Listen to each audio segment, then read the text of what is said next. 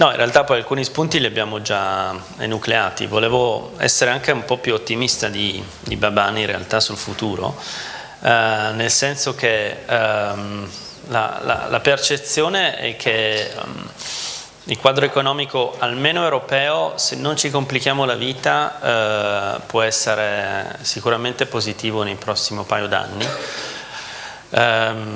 Non penso che la Cina sia un problema, la Cina è un problema più grosso di quello che si dipinge, e in ogni caso per almeno un anno o qualcosa in più abbiamo qualcuno a Francoforte che ci vuole bene, e questo è importante. A voi non piace perché vi spalma i tassi sotto zero, e ve li continuerà a spalmare sotto zero, però all'economia, al resto diciamo dei consumatori e dell'economia, del sistema economico, questa cosa piace e la vedremo. Il punto è proprio questo. In realtà tutta la liquidità che è piovuta sui mercati da un lato è condanna, dall'altro è salvezza. Condanna nel senso che il primo che ha buttato sui mercati troppa liquidità, che si chiama Alan Greenspan, che vedete qua, che lo ha fatto per rispondere a uno shock alla globalizzazione negli Stati Uniti a cavallo della fine degli anni 90, in cui loro vedevano fondamentalmente una crescita economica ma con disinflazione, perché importavano dall'Asia a basso costo, e questa importazione a basso costo gli ha fatto ridurre il prezzo medio dell'input del 30%, il che gli ha generato fenomeni disinflattivi che hanno obbligato la Fed a rispondere. Questa risposta della Fed ha generato una liquidità che poi, come sapete, è stata veicolata sul mercato dei mutui americani e poi ha creato la prima crisi, quella anglosassone. In realtà anche l'Europa ha risposto con tassi relativamente bassi a cavallo della fine degli anni 90 a quello shock, e la creazione della moneta unica e sostanzialmente l'enorme disponibilità a quel punto di liquidità che si era venuta a creare perché gli spread si erano compressi a zero, fondamentalmente ha creato altri squilibri, e come sapete poi abbiamo avuto la crisi della Grecia e di quasi altri paesi. E infine la stessa disponibilità di liquidità globale alla fine ha anche generato in qualche modo squilibri alla crescita dell'economia cinese, quindi come onde concentriche questa liquidità che è continuata a piovere sui mercati, Greenspan, Bernanke, la Yellen, Mervyn King, il governatore della Banca d'Inghilterra, e poi anche Mario Draghi e Aichiro Kuroda, che sono i due presidenti delle banche centrali europea e giapponese, continuano a mettere liquidità sul mercato. Evidentemente questa liquidità poi è andata a generare anche, ed è scoppiata quest'estate, problemi sulla Cina. Tutto sommato queste sono cosa? Sono onde che si rompono, liquidità che sale, a un certo punto incontra un ostacolo, questo ostacolo può essere la crisi dei mutui americani, e quindi vedete la prima onda, quella di Lehman, e il PIL mondiale che scende addirittura in territorio negativo. La seconda onda che si rompe è questa della crisi europea, che porta l'Europa in recessione. In realtà lo vediamo in questa slide. Qua vedete tra il 2011 e il 2012, questo è il ciclo europeo, l'Europa entra in recessione, e infine oggi vediamo la domanda che tutti ci facciamo: la terza onda che si è rotta, quella dei mercati emergenti, o quello che chiamiamo Cina ma che non è Cina secondo me, poi vedremo perché, che genera un'ulteriore possibile fase di correzione dell'economia globale. Come abbiamo risposto a queste, diciamo, onde che si rompono su scala globale, che generano cadute del PIL mondiale, almeno nei primi due casi? Abbiamo sempre risposto in realtà con la globalizzazione e con la creazione di moneta. Qua vedete al tempo di Lehman, questi sono i bilanci delle banche centrali, quanto moneta hanno stampato: verde Fed, blu Banca Centrale Europea e viola è la Banca Centrale del Giappone, e la creazione di liquidità dei mercati emergenti. Vedete che nella prima onda, nel caso di Lehman, subito tutte le banche centrali, inclusa anche la Banca Centrale Europea, perché ha cambiato una serie di meccanismi, diciamo, di creazione di liquidità per le banche, non sto entrando nei dettagli tecnici, ma hanno creato liquidità che ha consentito, no, di come dire, far salire il livello dell'acqua. Quando un'onda si rompe, se il livello dell'acqua è basso e sotto ci sono gli scogli vi fate male, se invece il livello dell'acqua è alta, anche se l'onda si rompe vi fate meno male. Pensatela così, ok? La seconda onda che si è rotta, quella del debito europeo, in realtà anche questa è stata non a caso diciamo superata grazie all'intervento delle banche centrali, in particolare della Banca Centrale Europea, che ha dato, come sapete, un prestito di 1.100 miliardi di euro al settore bancario, che ha consentito di superare per noi quello che era un incubo, cioè lo spread a 500, questo è lo spread italiano sul Bund nel fine 2011, e poi tutti gli interventi di Draghi che poi hanno riportato lo spread, diciamo, in territorio normale, dove dovrebbe più o meno stare, dove starà verosimilmente, insomma, intorno ai 100 punti base per i prossimi anni. Un commento solo su questa ondata, diciamo, europea della crisi italiana, greca, spagnola, irlandese, portoghese. L'Europa ha superato la fase acuta della crisi grazie alla politica monetaria, ma poi si è complicata molto la vita. Tanti dei guai europei sono sostanzialmente autoindotti e vi faccio vedere 3 cose che ci spiegano perché l'Europa si è complicata la vita. Subito dopo la crisi del debito, la politica monetaria europea, questo è il bilancio della Banca Centrale Europea, questo è l'aumento di liquidità dovuto alla crisi del debito, quindi l'operazione di rifinanziamento alle banche. Essendo un prestito a 3 anni, questo prestito poi è iniziato a essere restituito e quindi la quantità di moneta in circolazione in Europa dal 2012 in poi è iniziato a scendere. Quindi noi per il 2012, 13 e 14, in una fase di crisi, perché eravamo appena sopravvissuti diciamo, ai guai italiani, greci, spagnoli e portoghesi, in realtà la politica monetaria europea è diventata restrittiva. Anche se i tassi erano bassi, la quantità di moneta in circolazione si stava riducendo. E questo non fa bene. La politica fiscale, non ve lo devo spiegare, è diventata restrittiva in quegli anni. Il deficit non è tanto. Quando voi di solito vedete questi numeri, questo è il deficit sul PIL, 2%, 3%, questi numeri non vogliono dire assolutamente niente. Questi numeri devono essere sempre parametrati a dove sta andando l'economia. Se l'economia va molto bene, fare deficit non è buono; se l'economia va molto male, fare deficit potrebbe non essere abbastanza, bisogna farne di più. Quindi in realtà quello che voi dovete vedere è sempre un deficit aggiustato per il ciclo, che è la linea marrone. E la linea marrone mi dice che il deficit in realtà rispetto a dove era l'economia europea, noi stavamo tirando i freni di finanza pubblica, l'abbiamo chiamata austerità e l'abbiamo sentita. E questo è un altro problema, perché si accompagnava allo stesso periodo in cui la moneta diventava restrittiva. Siccome siamo europei, siamo profondamente masochisti, non solo abbiamo messo politiche monetarie restrittive e fiscali restrittive come cura, secondo noi, della crisi del debito, ma in più ci siamo anche, giustamente, ma forse non in quel momento, ma ci siamo messi a riformare il sistema bancario. Il risultato è stata la contrazione dei prestiti e del credito al consumo in territorio negativo dal 2011 fino a tutto il 2015. Quindi in una condizione di politica monetaria restrittiva e fiscale restrittiva abbiamo anche tirato via credito alle aziende e ai consumatori. Quindi la vera domanda da farsi non è perché l'Europa è andata così male durante la crisi, la vera domanda da farsi è come diavolo ha fatto l'Europa a sopravvivere a questo mix di politiche economiche completamente diciamo masochiste. E questa è la domanda che ha fatto Draghi al Consiglio europeo. Al Consiglio europeo dell'anno scorso, fine ottobre, presidenza italiana, Draghi è arrivato con questa slide, vi assicuro che è questa, al Consiglio europeo, e ha detto: beh signori, abbiamo fatto, diciamo, un po' di casino, e forse è il caso di darci una regolata, e dobbiamo quindi cambiare almeno 4 assi di sviluppo. La politica monetaria non può restare restrittiva, deve diventare espansiva, dovete farmi fare il cosiddetto quantitative easing, dovete farmi stampare moneta. E questo è successo durante tutto il 2015.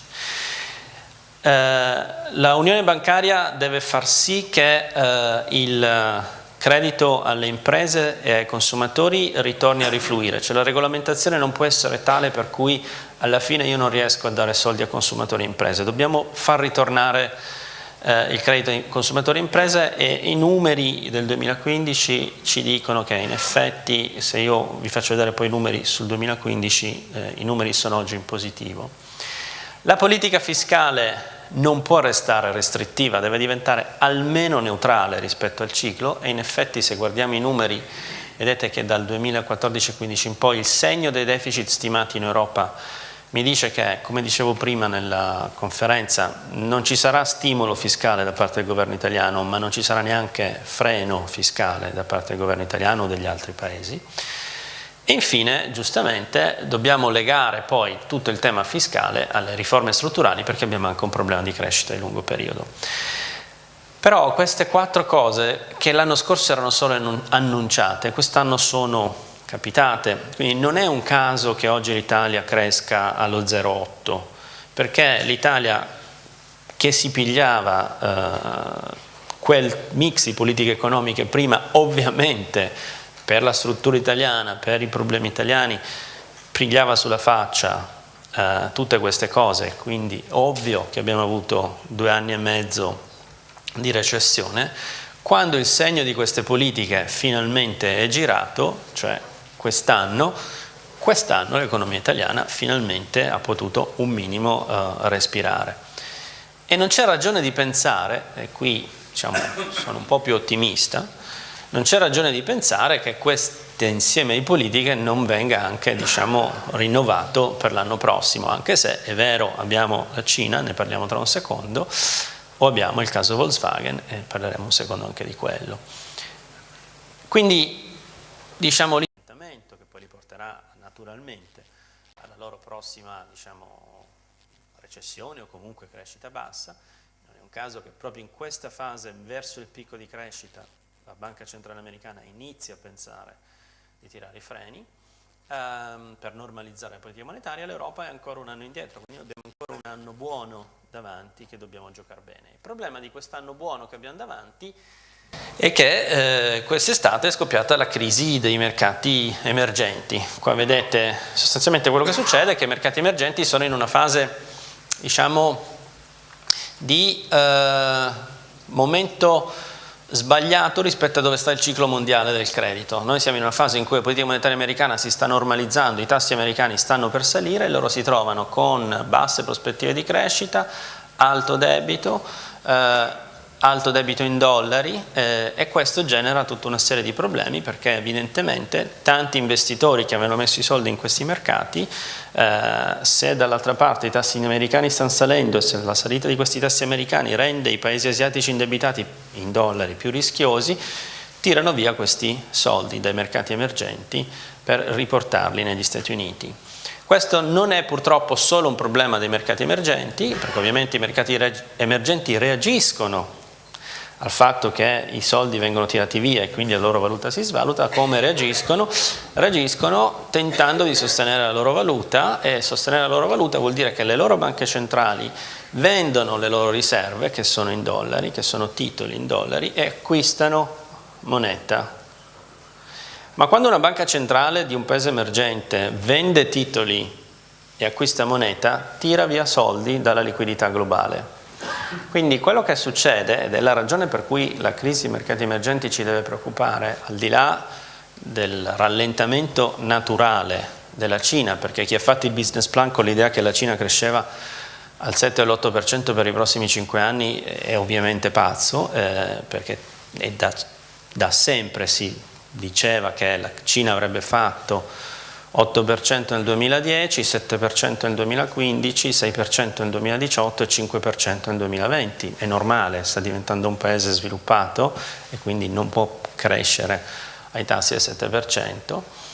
Certo, se voi fate i business plan prendendo 2 punti e tirandoci la riga dicendo questo è un trend, evidentemente allora cambiate analista, perché non va bene.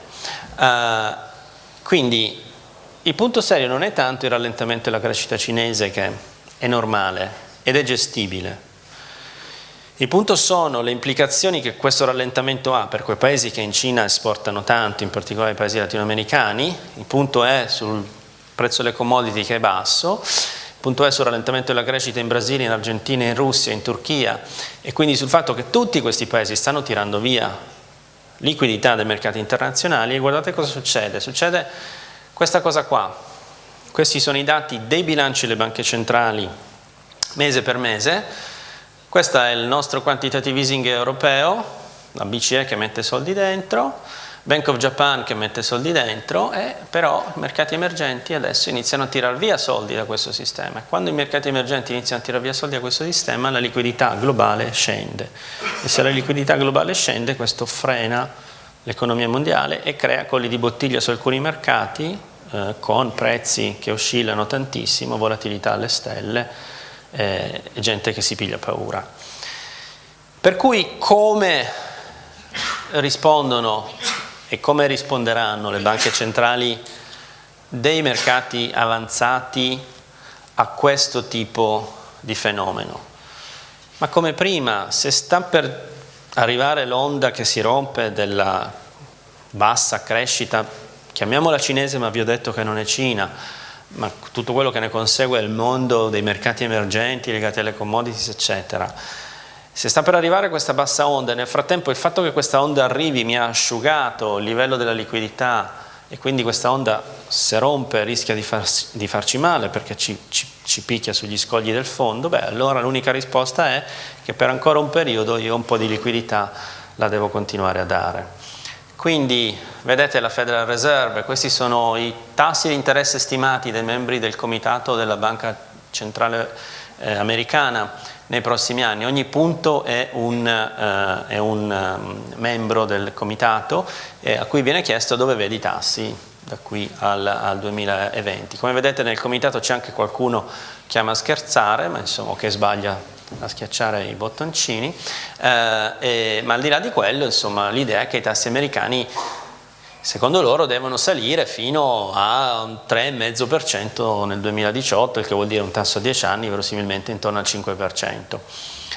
Tutti sappiamo, e diciamo la Fed lo ha anche iniziato a dire, che probabilmente questa stima, che viene fatta ancora, questa è la stima di settembre, probabilmente non sarà quella definitiva, sarà rivista a ribasso, quindi probabilmente il vero sentiero dei tassi americani sarà qualcosa di simile a questa linea rossa, cioè probabilmente avremo un rialzo del tasso da qui a dicembre o a marzo, più a dicembre che marzo secondo me, ma poco importa, perché in realtà quello che importa è che poi non schizzeremo verso l'alto, ma andremo molto lentamente a salire, molto più lento di quello che si sarebbe dovuto aspettare in una fase normale di ripresa del ciclo. Ok? Questo è un primo messaggio. Secondo punto, Draghi stesso dice, beh, io ho un'inflazione ancora molto bassa, di fatto tutto quello che è capitato da quando ho iniziato a stampare moneta, a gennaio a oggi,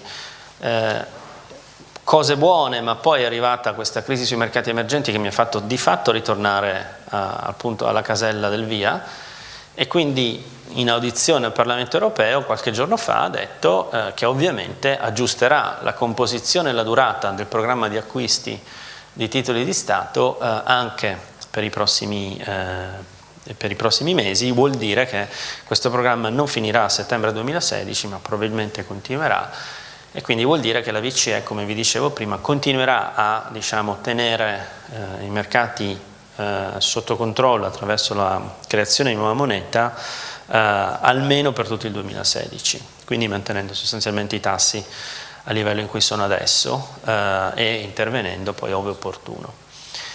Infine anche il Giappone ha lo stesso problema, non ve lo faccio vedere, ma probabilmente il Kuroda annuncerà tra ottobre e dicembre anche lui un stimolo ulteriore monetario all'economia giapponese. Cioè ci serve banalmente quest'altro pezzetto di liquidità per chiudere l'ultima ondata della crisi del credito, che è quella cinese, chiamiamola cinese, e per poi iniziare a normalizzare la politica monetaria, quindi con tassi che inizieranno a salire negli Stati Uniti dall'anno prossimo, in Europa al 2017 e così via. È ovvio che in questo contesto prendo molto diciamo, condivido in maniera molto forte quello che è stato detto all'inizio della mattinata.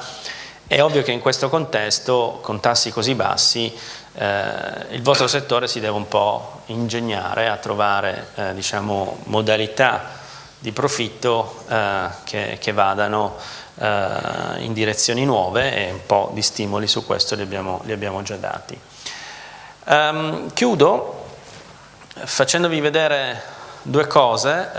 Cosa sta facendo il quantitative easing all'Europa? In realtà quello che sta facendo sta stimolando i consumi, molto di più di quanto non stia stimolando gli investimenti, e da qui poi tutto il tema del dibattito che abbiamo avuto con Baban prima, l'idea che le condizioni monetarie possono sicuramente consentirci di stare abbastanza tranquilli sul fronte della crescita e sul fronte del sostegno al consumo, però sono condizioni che non determinano e non possono determinare da sole la crescita di lungo periodo di un sistema. Quella deriva solo da investimenti e da innovazione tecnologica.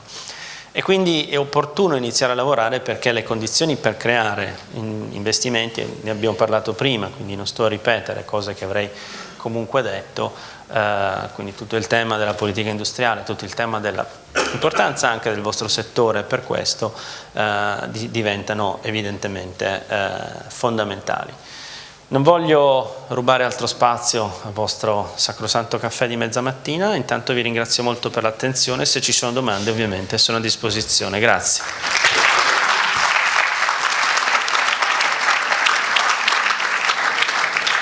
Allora, prima di passare al caffè, penso tutti vogliono alzarsi e fare sgranchirsi un attimo, però so che la mia platea, scusate se questa è la mia platea, è sempre prodiga di domande e interventi. C'è qualcuno che vuole porre domande al professore Altomonte?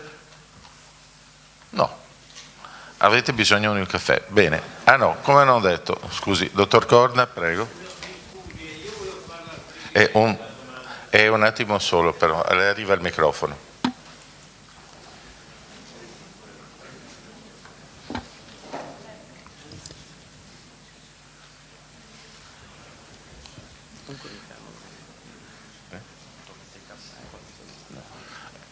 Ecco, dottor Corna.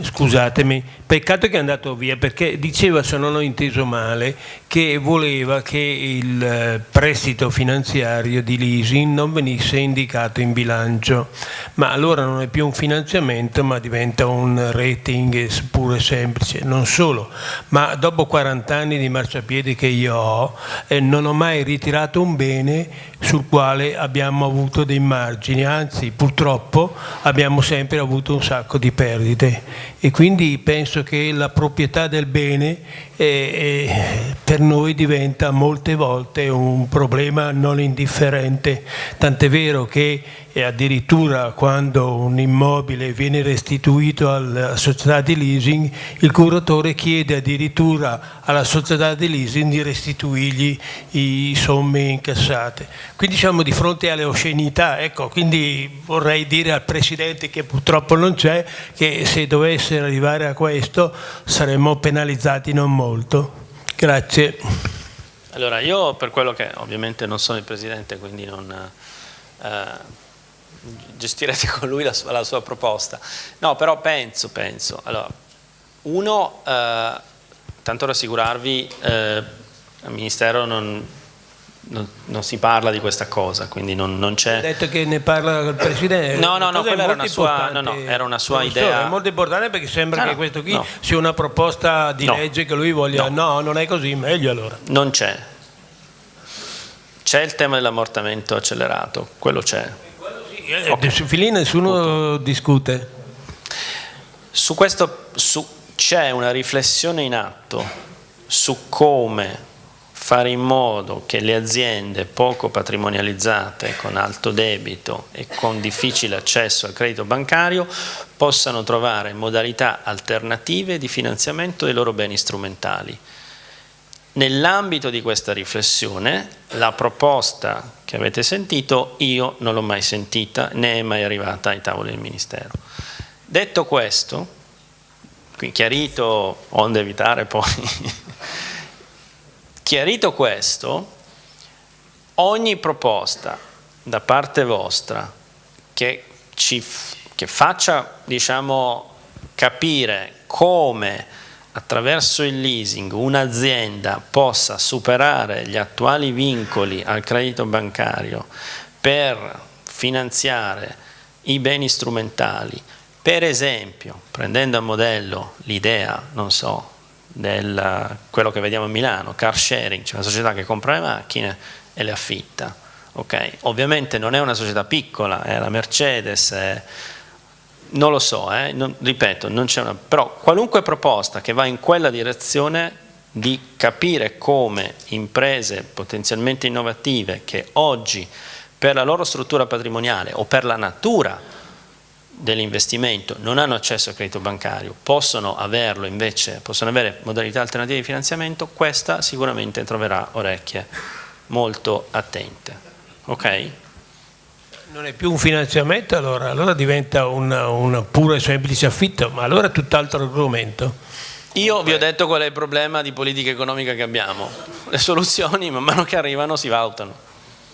Allora, prima del caffè io farei un distinguo. Il presidente Baban ci ha fatto dei suggerimenti, no?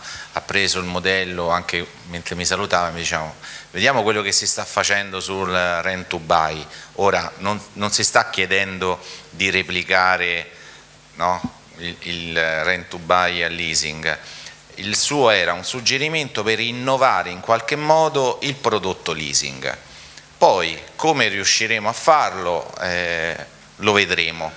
Altra cosa è quanto diceva lei, cioè al Ministero dello Sviluppo Economico, così come al MEF, è già stato condiviso un testo normativo che va a disciplinare la locazione finanziaria, in maniera tale da non renderci più innominati atipici, dove viene confermata la natura finanziaria e contratto di durata della locazione finanziaria.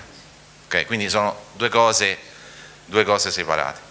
Poi quando uscirà quello io non dico nulla, però siamo a buon punto. Ma l'utilizzatore è sempre responsabile del debito che assume, visto che è un finanziamento, è ovvio, altrimenti sono due cose noi pensiamo che quello è proprietario e quindi essendo proprietario diciamo però lui... sono due cose diverse. Diverse, d'accordo. Okay.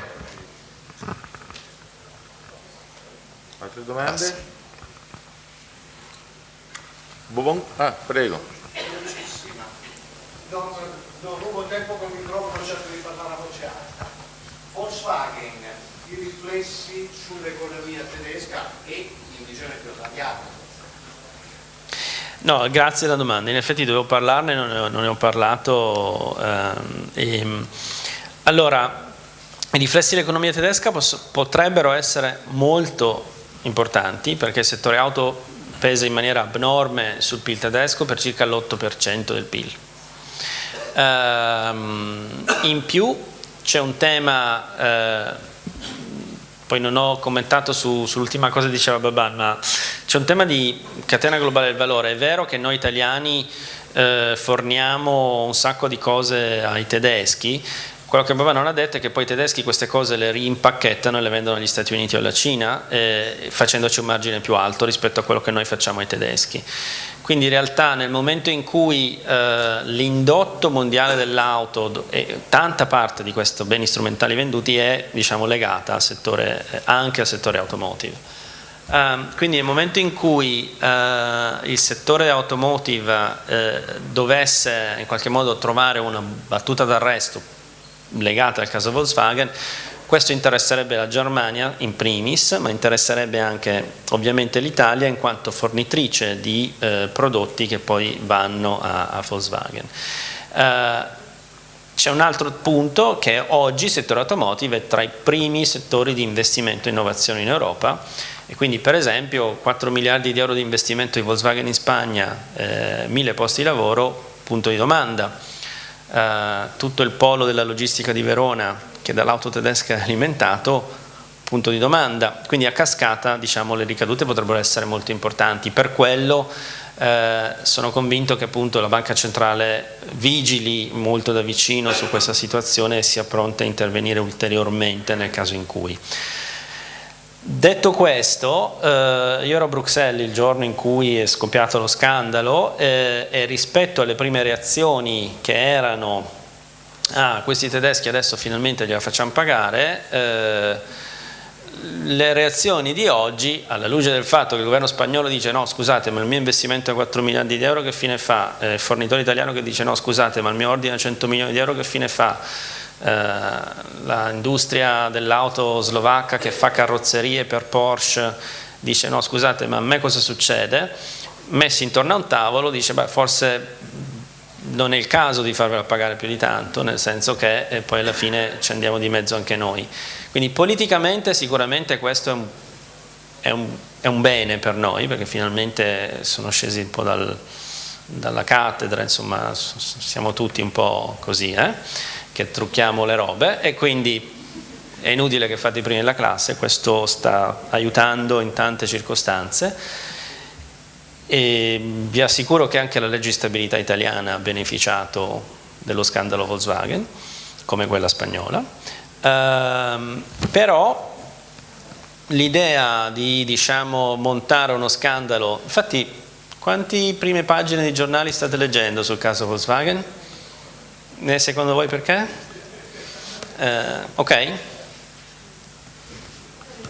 Anche perché se poi scavi qualcosa trovi in BMW, qualcosa trovi in Fiat, chissà, meglio, ok, non dico nient'altro. Grazie della domanda.